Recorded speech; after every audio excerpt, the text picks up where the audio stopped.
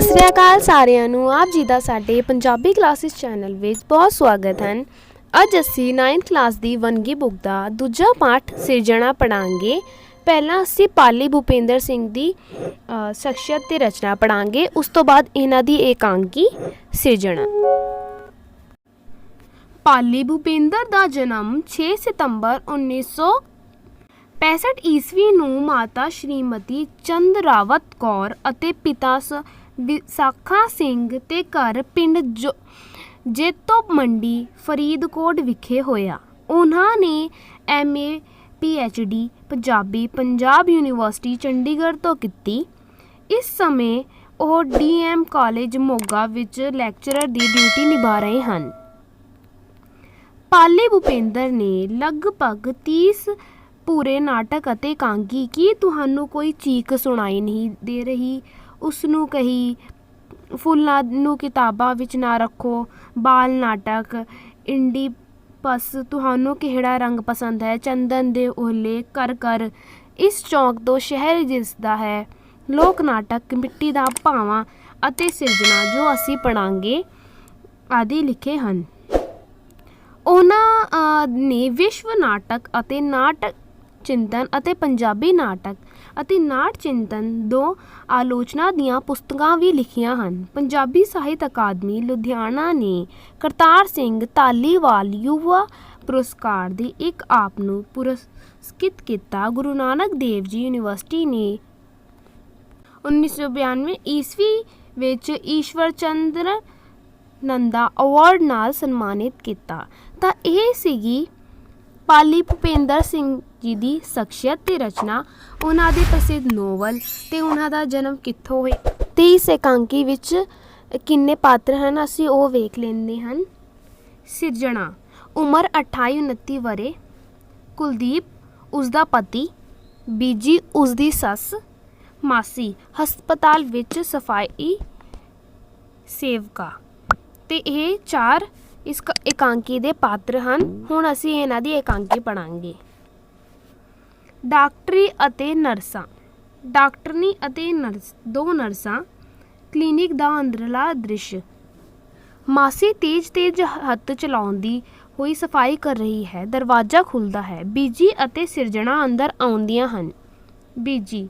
ਮਾਸੀ ਨੂੰ ਡਾਕਟਰ ਸਾਹਿਬ ਨਹੀਂ ਆਏ ਹਾਲੇ? ਮਾਸੀ। ਥੋੜ੍ਹਾ ਤਲਖੀ ਨਾਲ। ਸਫਾਈ ਚੱਲਦੀ ਪਈ ਹੈ, ਦਿਸਦਾ ਨਹੀਂ ਤੁਹਾਨੂੰ? ਤੁਸੀਂ ਜੁੱਤੀਆਂ ਲੈ ਕੇ ਅੰਦਰ ਆ ਗਏ, ਸਾਰੇ ਪੈਰਾਂ ਦੇ ਛਾਪੇ ਲੱਗ ਜਾਣਗੇ, ਫਿਰ ਡਾਕਟਰ ਸਾਹਿਬ ਆ ਕੇ ਮੈਨੂੰ ਝੜਕਾ ਦੇਣਗੇ। ਪੇਸ਼ੈਂਟ ਥੀਏਟਰ 'ਚ ਹੈ, ਆ ਜਾਂਦੇ ਹੈਰੇ। ਕਾਹਲੀ ਨਾਲ ਬਹੋਕਰ ਲੈ ਕੇ ਚਲੀ ਜਾਂਦੀ ਹੈ। ਬੀਜੀ ਬੜੇ ਗੁੱਸੇ ਨਾਲ ਉਸਨੂੰ ਜਾਂਦੀ ਨੂੰ ਵੇਖਦੀ ਹੈ। ਬੀਜੀ। ਬੜੀ ਬਦਤਮੀਜ਼ ਹੈ, ਬੋਲਦੀ ਕਿੱਦਾਂ ਹੈ ਇਹ? ਨਰਸ ਆਉਂਦੀ ਹੈ। ਨਰਸ।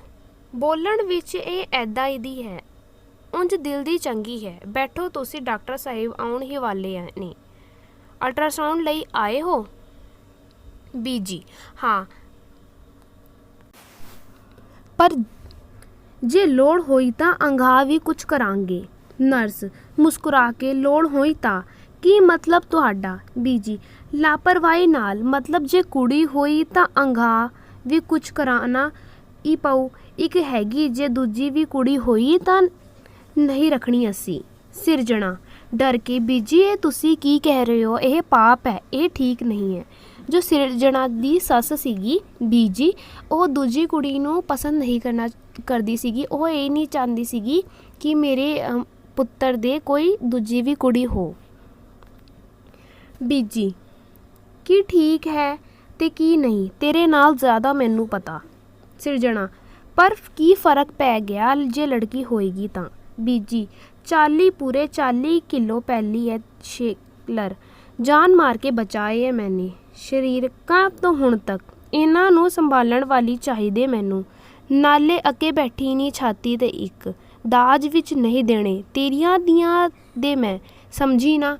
ਜੋ ਬੀਜੀ ਹੁੰਦੀ ਹੈ ਉਹ ਕਹਿੰਦੀ ਇੱਕ ਤਾਂ ਸਾਡੀ ਛਾਤੀ 'ਤੇ ਬੈਠੀ ਹੋਈ ਹੈ ਅਤੇ ਦੂਜੀ ਵੀ ਤੂੰ ਲਿਆਉਣਾ ਚਾਹੁੰਦੀ ਹੈ ਅਤੇ ਅਸੀਂ ਨਹੀਂ ਦੇਣਾ ਇਹਨਾਂ ਦੋਨਾਂ ਦਾ ਦਾਜ। ਦਾਜ ਮਤਲਬ ਡਾਊਰੀ। ਅਚਾਨਕ ਪਾਣੀ ਲੈ ਕੇ ਮਾਸੀ ਆਉਂਦੀ ਹੈ। ਦੋਵੇਂ ਚੁੱਪ ਕਰ ਜਾਂਦੀਆਂ ਹਨ, ਪਰ ਮਾਸੀ ਸਭ ਸਮਝਦੀ ਹੈ। ਦੋਵੇਂ ਮਨ ਨਾਲ ਪਾਣੀ ਪੀਂਦੀਆਂ ਹਨ। ਬੀਜੀ, ਮੈਂ ਪਤਾ ਕਰਦੀ ਹਾਂ, ਜੇ ਲੈਬ ਵਾਲਾ ਆ ਗਿਆ ਹੋਵੇ ਤਾਂ ਜੇ ਡਾਕਟਰ ਸਾਹਿਬਾਂ ਪਹਿਲਾਂ ਆ ਜਾਣ ਤਾਂ ਤੂੰ ਚਲੀ ਜਾਈ ਸਕੈਨਿੰਗ ਨੂੰ। ਦਰਵਾਜ਼ੇ ਵਿੱਚ ਪਹੁੰਚ ਕੇ ਨਾ ਇਹ ਰੋਣ ਵਰਗਾ ਮੂੰਹ ਬਣਾ ਕੇ ਕੀ ਬੈਠੀ ਹੈ? ਹਾਲੇ ਕਿਹੜਾ ਪਤਾ ਲੱਗਿਆ ਕੀ ਹੈ? ਸਕੈਨਿੰਗ ਤਾਂ ਹੋਣ ਦੇ, ਹੋ ਸਕਦੇ ਲੋੜ ਹੀ ਨਾ ਪਵੇ। ਬੁੜ ਕਰਦੀ ਜਾਂਦੀ ਸਿਰਜਣਾ ਬੁਰੀ ਤਰ੍ਹਾਂ ਪਰੇਸ਼ਾਨ ਹੈ। ਮਾਸੀ ਉਸਦੀ ਪਰੇਸ਼ਾਨੀ ਨੂੰ ਸਮਝਦੀ ਹੈ, ਗਲਾਸ ਲੈ ਕੇ ਜਾਂਦੀ ਹੈ। ਉਸਦੇ ਜਾਂਦਿਆਂ ਹੀ ਸਿਰਜਣਾ ਆਪਣਾ ਮੋਬਾਈਲ ਕੱਢ ਕੇ ਆਪਣੇ ਪਤੀ ਕੁਲਦੀਪ ਦਾ ਨੰਬਰ ਡਾਇਲ ਕਰਦੀ ਹੈ। ਅੱਗੋਂ ਕੁਲਦੀਪ ਦੀ ਆਵਾਜ਼ ਆਉਂਦੀ ਹੈ। ਕੁਲਦੀਪ, ਹੈਲੋ। ਸਿਰਜਣਾ, ਹੈਲੋ ਦੀਪ, ਮੈਂ ਸਿਰਜਣਾ। ਦੀਪ ਬੀਜੀ ਮੈਨੂੰ ਕਲੀਨਿਕ 'ਤੇ ਲੈ ਆਏ ਨੇ ਸਕੈਨਿੰਗ ਲਈ। ਉਹ ਕਹਿ ਰਹੇ ਨੇ ਜੇ ਲੜਕੀ ਹੋਈ ਤਾਂ। ਤੇ ਕੁਲਦੀਪ ਕਹਿੰਦਾ ਹੈ, ਉਹ ਤੂੰ ਇੰਨੀ ਕੁ ਗੱਲ ਲਈ ਫੋਨ ਕਰ ਦਿੱਤਾ? ਤੈਨੂੰ ਪਤਾ ਹੈ ਆਫਿਸ ਵਿੱਚ ਕਿੰਨੀ ਜ਼ਰੂਰੀ ਮੀਟਿੰਗ ਚੱਲ ਰਹੀ ਹੈ। ਨਾਲੇ ਜੇ ਬੀਜੀ ਕਹਿ ਰਹੇ ਨੇ ਤਾਂ ਠੀਕ ਹੀ ਕਹਿ ਰਹੇ ਹੋਣਗੇ। ਤੂੰ ਕਰ ਲੈ ਜਿਵੇਂ ਉਹ ਕਹਿੰਦੇ ਨੇ, ਮੈਂ ਬਿਜ਼ੀ ਹਾਂ ਇਸ ਵੇਲੇ। ਅਚਾਨਕ ਹੀ ਫੋਨ ਕੱਟ ਦਿੰਦਾ ਹੈ। ਸਿਰਜਣਾ ਨੂੰ ਧੱਕਾ ਲੱਗਦਾ ਹੈ। ਉਸਨੂੰ ਦੀਪ ਤੋਂ ਇਸ ਤਰ੍ਹਾਂ ਦੇ ਵਿਆਹ ਦੀ ਉਮੀਦ ਨਹੀਂ ਸੀ। ਦੂਜਾ ਧੱਕਾ ਇਹ ਸੁਣ ਕੇ ਲੱਗਦਾ ਹੈ ਕਿ ਉਸ ਦੀ ਗੱਲ ਬੀਜੀ ਨੇ ਸੁਣ ਲਈ। ਬੀਜੀ, ਜਦੋਂ ਮੈਂ ਕਹੀ ਤਾਂ ਸੀ, ਫਿਰ ਕੀ ਲੋੜ ਸੀ ਦੀਪੇ ਨੂੰ ਫੋਨ ਕਰਨ ਦੀ? ਸਿਰਜਣਾ, ਉਹ ਮੇਰੇ ਜੀਵਨ ਸਾਥੀ ਨੇ ਬੀਜੀ, ਕਿ ਇਹੋ ਜਿਹੇ ਮਾਮਲਿਆਂ 'ਤੇ ਸਲਾਹ ਵੀ ਨਹੀਂ ਕਰ ਸਕਦੀਆਂ ਮੈਂ?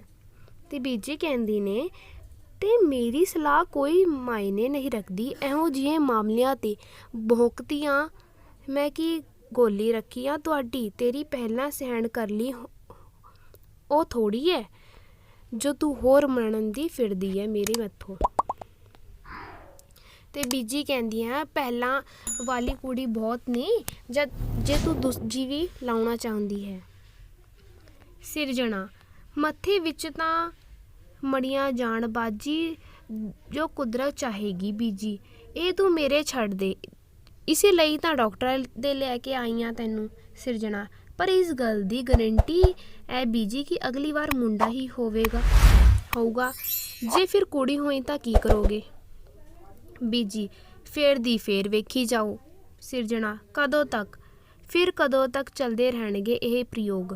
ਬੀਜੀ, ਜਦੋਂ ਤੱਕ ਮੈਨੂੰ ਆਪਣੀ ਜ਼ਮੀਨ ਜਾਇਦਾਦ ਦਾ ਵਾਰਸ ਨਹੀਂ ਮਿਲ ਜਾਂਦਾ। ਵੇਖ ਬੀਬਾ, ਲੋੜ ਹੁੰਦੀ ਹੈ ਬੰਦੇ ਦੀ, ਤੇ ਮੇਰੀ ਲੋੜ ਇਹੀ ਹੈ, ਵਾਰਸ ਚਾਹੀਦੇ ਮੈਨੂੰ ਆਪਣੀ ਪ੍ਰਾਪਰਟੀ ਦਾ।